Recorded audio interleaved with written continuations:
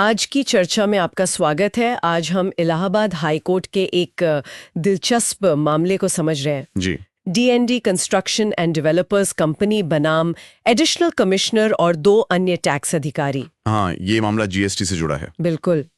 मामला यूं तो काफी सीधा सा था, लेकिन जीएसटी के लिहाज से जरूरी। हाँ। हुआ ये कि कंपनी ने राजस्थान में अपने हेड ऑफिस से उत्तर प्रदेश की अपनी ही ब्रांच में कुछ मशीनरी भेजी। अच्छा। तो सवाल ये उठा कि क्या इस तरह अपनी ही एक यूनिट से दूसरी यूनिट में सामान भेजने पर जीएसटी लगना चाहिए?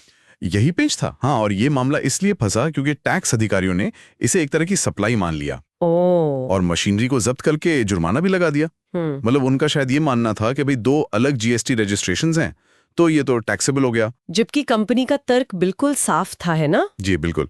उनका कहना था कि भाई ये कोई बिक्री थोगी है, ये तो सिर्फ स्टॉक ट्रांसफर है। स्टॉक ट्रांसफर हाँ, मतलब मशीनरी सिर्फ एक जगह से दूसरी जगह भेजी जा रही थी, वो भी कंपनी के अपने काम के लिए।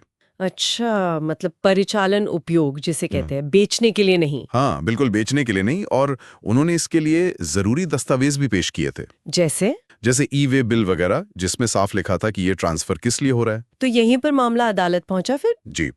कंपनी ने टैक्स अधिकारियों की कार्रवाई को, मतलब वो जब्ती और जुर्माने के आदेश को, हाई कोर्ट में चुनौती दी। तो फिर आखिर में इलाहाबाद हाई कोर्ट ने क्या पाया? क्या कोर्ट ने माना कि जीएसटी लगेगा? नहीं, अदालत ने कंपनी के हक में फैसला सुनाया, मतलब याचिकाकर्ता D&D कंस्ट्रक्शन के पक्ष में। अच्छा। हाई कोर्ट ने टैक्स अधिकारियों के वो जब्ती और जुर्माने वाले आदेश रद्द कर दिए। तो मतलब अदालत ने मान लिया कि ये बिक्री नहीं थी। हाँ, अदालत का निष्कर्ष यही था कि ये मशीनरी का ट्रांसफर कंपनी के आंतरिक परिचालन उपयोग के लिए था। ये एक स्टॉक ट्रांसफर था, कोई टैक्सेबल सप्लाई या बिक्री नहीं। देखिए, खासकर तब जब कंपनी ने सारे जरूरी दस्तावेज दिखाए थे और कहीं से भी टैक्स चोरी का इरादा नहीं दिख रहा था। बिल्कुल सही।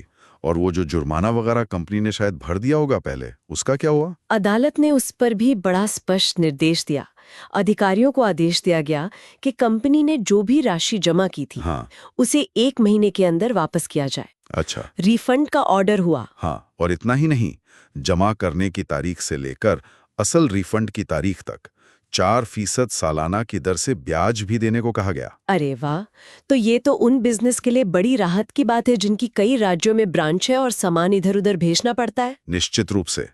ये मामला साफ करता है कि सिर्फ सामान का मूवमेंट ही जीएसटी लगाने का आधार नहीं हो सकता, खासकर जब वो कंपनी की भीतर ही हो। जी, और उसका मकसद बिक्री ना होकर आंतरिक उपयोग हो।